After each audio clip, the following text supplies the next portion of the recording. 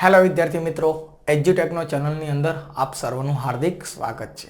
વિદ્યાર્થી મિત્રો, આજના લેક્ચરની અંદર આપણે ધોરણ 11 એની અંદર ઇંગ્લિશની જે ટેક્સ્ટ બુક છે એની અંદર unit 1 the journey of my life from earth two Everest એના વિશે ચર્ચા કરીશું. અહીંયા જે વાત છે, આ જે સ્ટોરી છે એ અરુણિમા વિશેની વાત છે. તમે જો કે એનું નામ તો સાંભળેલું હશે ક્યારેક ના ક્યારેક, તો કે આ અરુણિમા છે પોતે એક કહેવાય છે નેશનલ લેવલની વોલીબોલ પ્લેયર હોય છે, એટલે કે રાષ્ટ્રીય લેવલની વોલીબોલ પ્લેયર હોય છે. અને એકવાર ટ્રેનની અંદર એ મુસાફરી કરતી હોય છે અને મુસાફરી દરમિયાન અમુક જે લૂંટારાઓ આવે છે અને એનો જે નેકલેસ કોઈ હાર હોય છે ગળાની અંદર એ આંચકી લેવાનો પ્રયત્ન કરે છે અને એની સામે લડત આપે છે. અને લડત આપતા સમયે એને કહેવાય છે કે ટ્રેનની બહાર એને ધક્કો મારી દેવામાં આવે છે અને એનો જે લેફ્ટ લેગ છે એ પોતે કપાઈ જાય છે ટ્રેનની અંદર. અને ત્યાર પછી કહેવાય છે કે લાઈફની અંદર આગળ વધી અને માઉન્ટ એવરેસ્ટ છે એ સર કરે છે, એટલે કે માઉન્ટ એવરેસ્ટ છે એ પોતે એના ઉપર ચડે છે. અને કહેવાય છે વિશ્વની અંદર પ્રથમ એવી મહિલા બની જાય છે કે જે પોતે એક અપંગ હોય છે અને પોતે માઉન્ટ એવરેસ્ટ ચડી હોય. તો જોઈએ આપણે ડિટેલની અંદર એના વિશે ચર્ચા કરીએ, શરૂઆત કરીએ લેક્ચરની.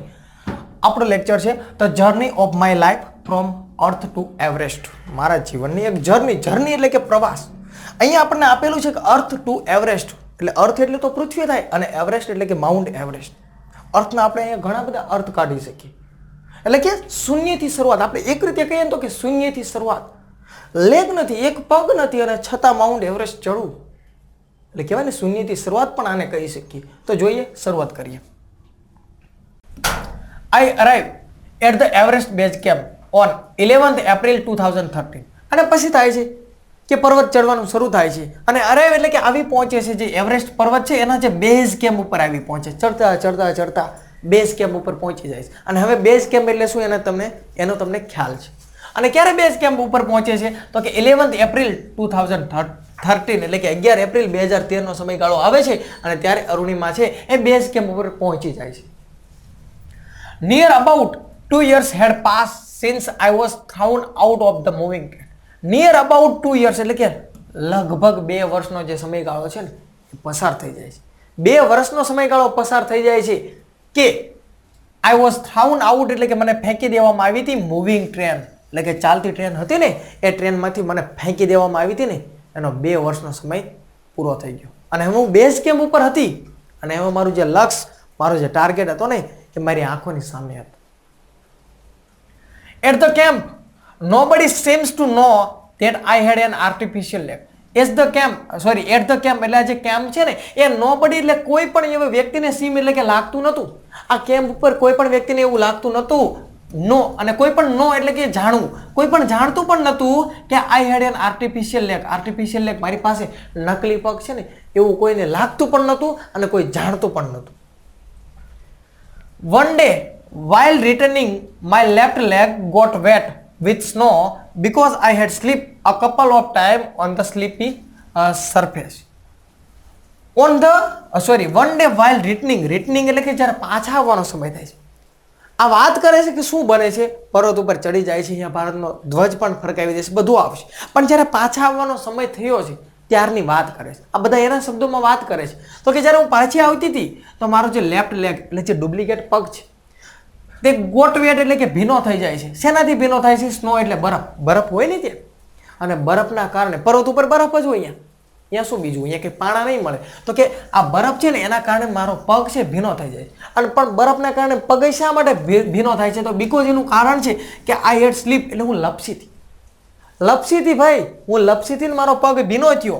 કપલ ઓફ ટાઈમ, ભાઈ એકવાર નહીં, કપલમાં જોડીમાં બે વાર હું લપસી. અને ક્યાંથી હું લપસું છું તો કે સ્લીપરલી સરફેસ એટલે કે સપાટી અને સ્લીપરલી એટલે કે લપસણી સપાટી. ભાઈ અહીંયા લપસે એવું જ હોય, ધ્યાન રાખવું પડે. અને એવી લપસણી સપાટીમાંથી હું બે વાર લપસી અને બે વાર લપસીને એના કારણે મારો પગ છે ને ભીનો થઈ ગયો. તો નેક્સ્ટ મોર્નિંગ એટલે બીજા દિવસની જ્યારે સવાર પડીને તો I left the artificial leg out in the sun to dry. એટલે મારો જે લેફ્ટ પગ છે ને, ડાબો પગ છે ને એને મેં આઉટ એટલે બહાર કાઢ્યો. આ સન સૂર્યની સામે, ડ્રાય એટલે સૂકો રાખવા માટે, સૂર્યની સામે મૂકે, પ્રકાશ પડે એટલે સુકાઈ જાય, એટલા માટે મેં મારો પગ કાઢ્યો બીજા દિવસે. તો એટ ધેટ ટાઈમ, એ સમયે, some foreigners realise that I had only one leg after that my TRP શોરી. તો એ સમયે શું થાય છે? સમ ફોરેજિયન એટલે વિદેશી લોકો, વિદેશી લોકો પણ અહીંયા પર્વત ચડવા માટે આવે. તો ફોરેજિયન જે લોકો છે એને રિયલાઇઝ એટલે કે અહેસાસ થાય છે. શું અહેસાસ થાય છે? તો કે આઈ હેડ ઓનલી વન લેગ. હે, આની પાસે એક જ પગ છે. જોવા એ સમયે માણસોને ખબર પડે છે કે આની પાસે એક જ પગ છે. બીજા દિવસે જ્યારે પગ સુકાતો હોય છે ત્યારે આફ્ટર ધેટ એટલે એ સમય પછી માય ટીઆરપી એટલે શું? તો કે ટેલિવિઝન રેટિંગ પોઈન્ટ. ટીઆરપી એટલે ટેલિવિઝન રેટિંગ પોઈન્ટ. અને શ્યોર એટલે કે મારી કીર્તિ. આ કહેવાય ને ટીઆરપી શ્યોર એટલે કે મારી જે કીર્તિ, મારી આબરૂ, મારી વાહ થવા માંડી. એમ મારી બધી વાહ થવા માંડી. જો તો ખરા, હે, અને એક જ પગ છે ને એ સડી ગઈ. હું ઠેઠ લંગડી લઈને ચડી છે. જો તો ખરા, આનો પડકો ડાબો પગ કપાઈ ગયેલો પગ છે. અને આપણે હા શરમ થઈ પડે, બધું ભગવાન આપ્યું તો આપણે જોવો તો ખરા, માઇન્ડ ભગવાન ભાળી ગયા ને તાર ચડ્યા. અને આ કઈ રીતે ચડી છે એટલે એની બધી વાહ થવા માંડી.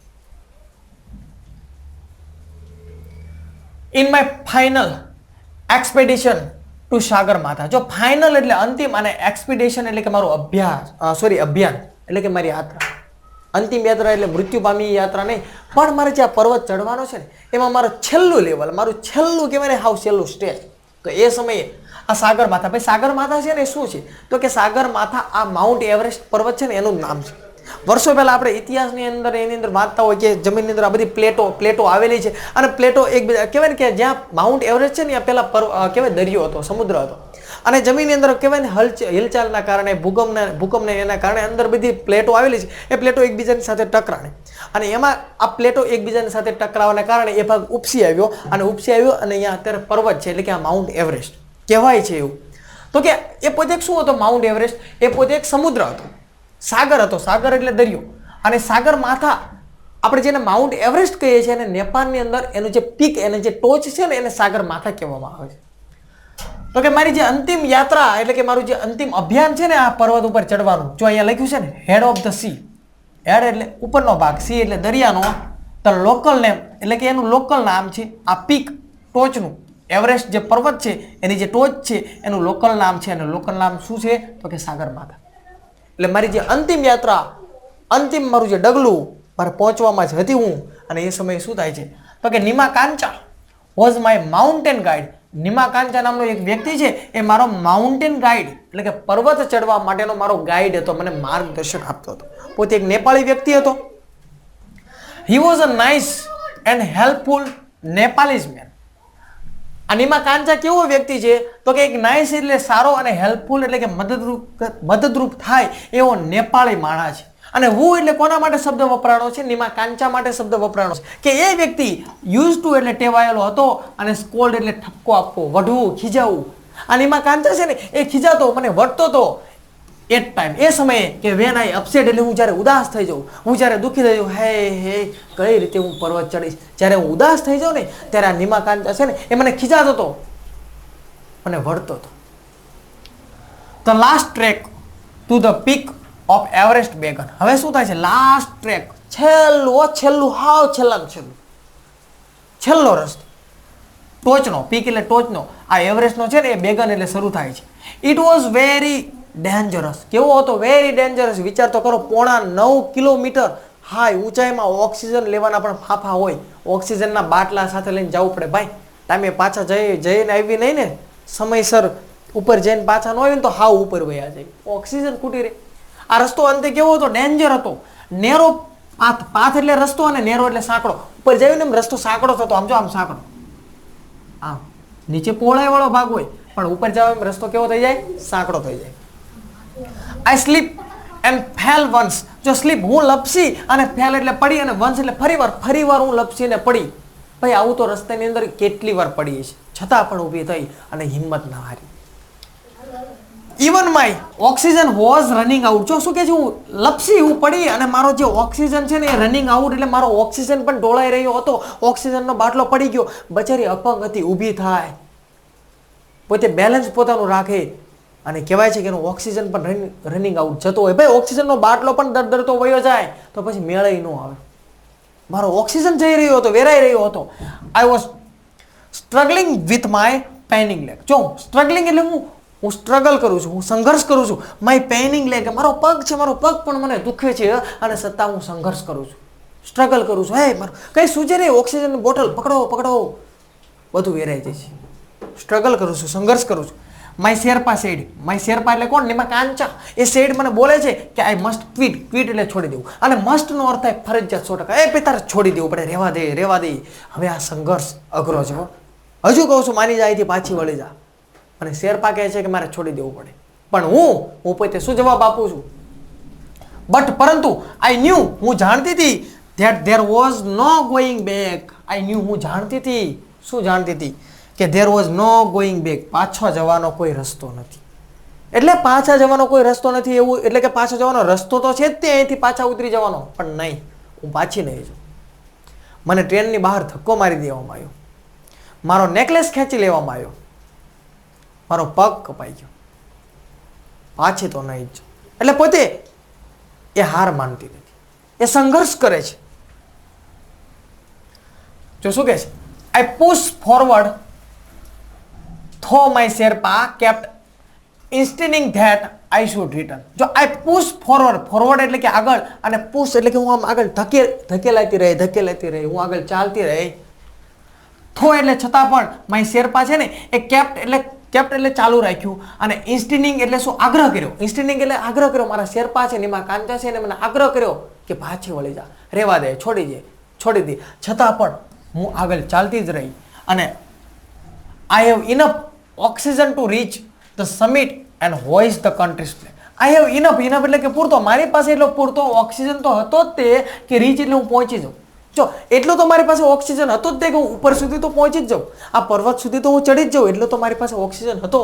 આ સમિટ એટલે શિખર, આ જે પર્વત છે ને ત્યાં સુધી હું પહોંચી જાઉં ને એટલો તો મારી પાસે ઓક્સિજન હતો. અને હોઇસ્ટ એટલે કે ફરકાવવું, ધ્વજ છે ને, હોઇસ્ટ એટલે ફરકાવવું, હું ફરકાવી દઉં. કન્ટ્રીઝ ફ્લેગ એટલે કે મારા દેશ, મારો ઇન્ડિયા, મારું ભારત છે ને, મારું ભારત ભૂમિ છે ને, એનો રાષ્ટ્રધ્વજ છે ને, હું ફરકાવી દઉં ને એટલો અહીંયા પહોંચી જાઉં અને મારા દેશનો ધ્વજ અહીંયા લહેરાવું ને એટલો ઓક્સિજન તો મારી પાસે હતો. What happen આફ્ટરવર્ડ doesn't matter એનીમોર. શું કહે છે? વોટ હેપન, હેપન એટલે બનવું, અને વોટ એટલે શું બને છે? આફ્ટરવર્ડ એટલે પછી શું બને છે? હું અહીંયા પહોંચી અને મારા દેશનો તિરંગો છે ને એ લહેરાઈ દો ને, એના પછી શું બને છે ને ડઝન્ટ મેટર, એનાથી મને કાંઈ ફરક નથી પડતો. એકવાર મારે મારા દેશનો તિરંગો છે ને અહીંયા જઈને લહેરાવો, પછી ભલે મારું મૃત્યુ થઈ જાય, બાકી મારે કાંઈ ફરક નથી પડતો. એની મોર એટલે પછી જે કાંઈ થવું એ થાય, ડઝન્ટ મેટર, કાંઈ ફરક નથી પડતો. મારે એકવાર મારા દેશનો તિરંગો છે ને ત્યાં લહેરાવો. આઈ ટોલ્ડ નિમા કાંચા ફર્મલી. જો આઈ ટોલ્ડ નિમા કાંચા છે ને એને હું કહું છું, અને ફર્મલી એટલે મક્કમથી, ડરથી. રચું પછી નહીં હું એકવાર પહોંચી જાઉં પછી જ્યાં થવું થાય એમ નહીં, હું મક્કમથી ડર થઈને બોલું છું, હે નિમા કાંચા, મારે મારા દેશનો ધ્વજ છે ને એકવાર અહીંયા ચડી અને ફરકાવો જ.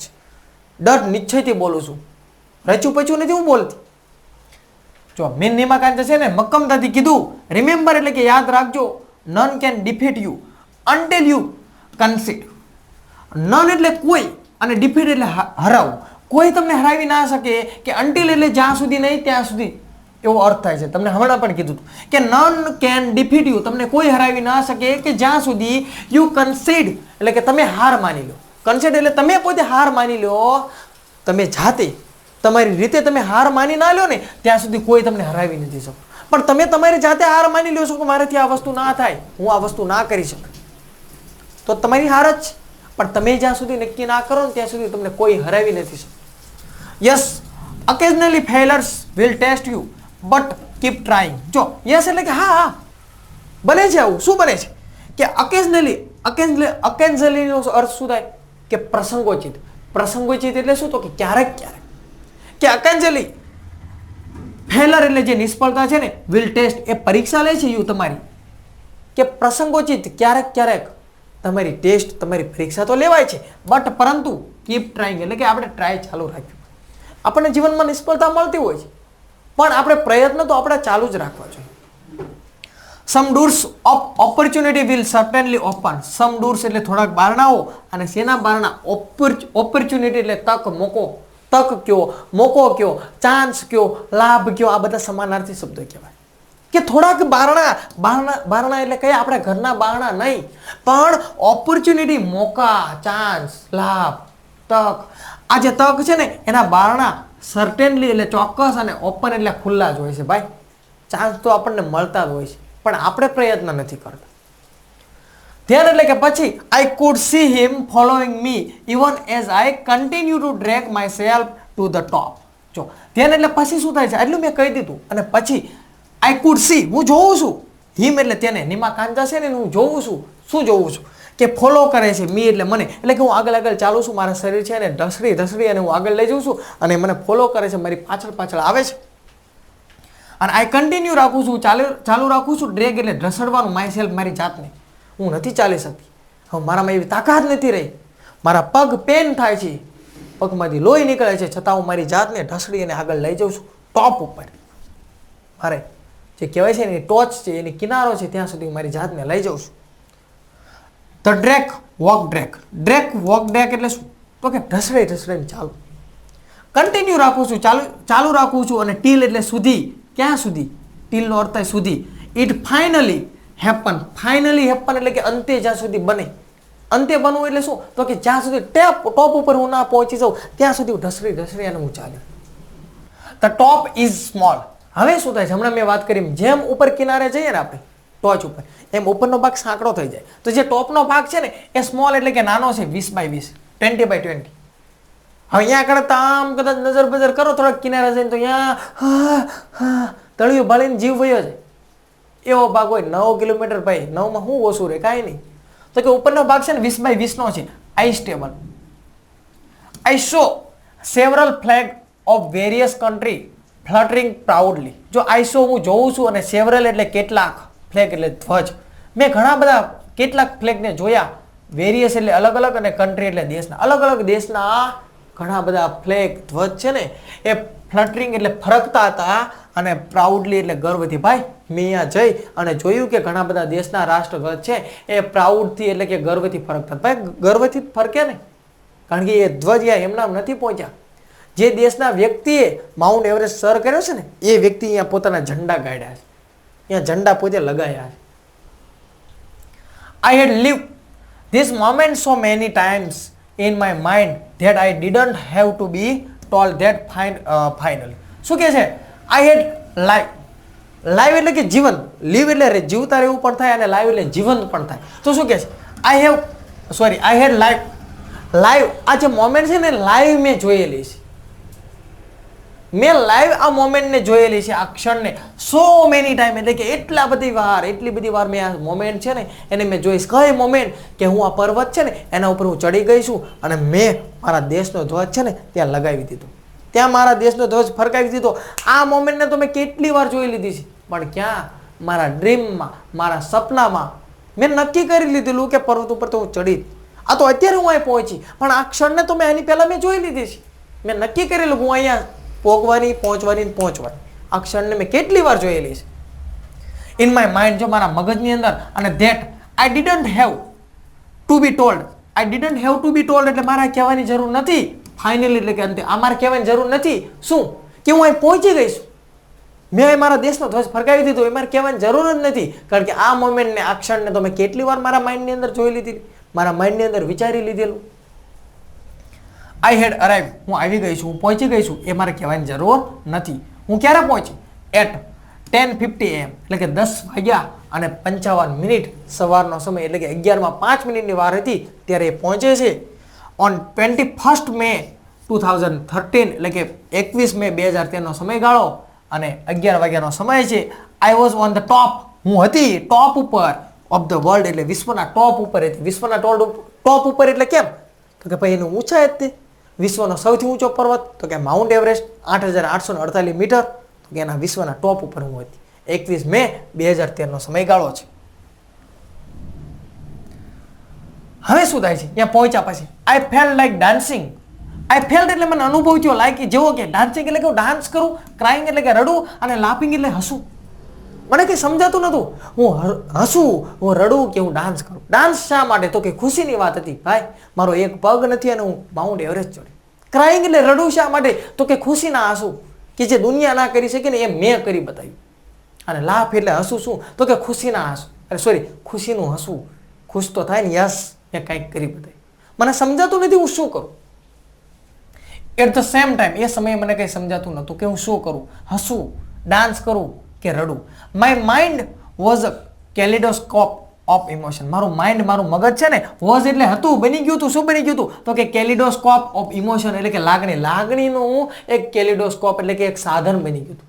મારી મનની અંદર આ બધી લાગણીઓ હતી. Everyone has a reason. દરેક માણસ, જો એવરીવન એટલે કે દરેક માણસ છે ને એની પાસે રીઝન એટલે કે કારણ હોય છે. દરેક માણસનું કારણ હોય છે. શું ખબર છે? અલાઇવ એટલે જીવતા રહેવા માટે.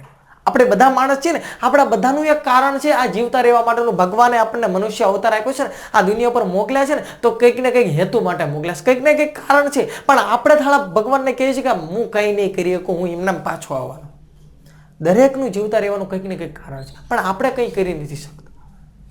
મે બી એટલે કે કદાચ ધીસ વોઝ માઇન. માઇન એટલે મારું. મે બી એટલે કદાચ ધીસ વોઝ માઇન એટલે કે આ કદાચ મારું કારણ હોય જીવતા રહેવાનું. નહીંતર ભાઈ ટ્રેનમાંથી હું પડી જીવતી રહું ખરી, પણ આ મારું પણ જીવતા રહેવા માટેનું એક કારણ હોઈ શકે. આઈ હેલ્ડ માય ફ્લેગ. હેલ્ડ એટલે રાખ્યો. માય ફ્લેગ એટલે મારા જે દેશનો જે તિરંગો છે, મારા ઇન્ડિયાનો તિરંગો છે, એને મેં રાખ્યો મારા હાથમાં, એટલે મારા હાથમાં રાખ્યો. એન્ડ રેઇઝ એટલે ઊંચા કર્યા. બોથ માય હેન્ડ, મારા બંને હાથ, મારા હાથમાં તિરંગો રાખી અને મારા બંને હાથ છે મેં ઊંચા કર્યા. શું લેવા મેં હાથ ઊંચા કર્યા? તો કે રજીસ્ટર કરાવવા માટે, એટલે કે નોંધ કરાવવા માટે. માય કન્ટ્રીઝ રેકોર્ડ, મારા દેશનો રેકોર્ડ છે ને એ નોંધ કરવા માટે મેં મારા બંને હાથ ઊંચા કર્યા. વિચાર તો કરો, આખો આવડો મોટો આપણો દેશ, એની અંદર પ્રથમ એવી મહિલા કે જે અપંગ છે અને માઉન્ટ એવરેસ્ટ સર કર્યો. તો કે દેશની અંદર તો શું આખા વિશ્વની અંદર એને નોંધ કરી બતાવી કે અપંગ માણસ એક આવું કરી શકે.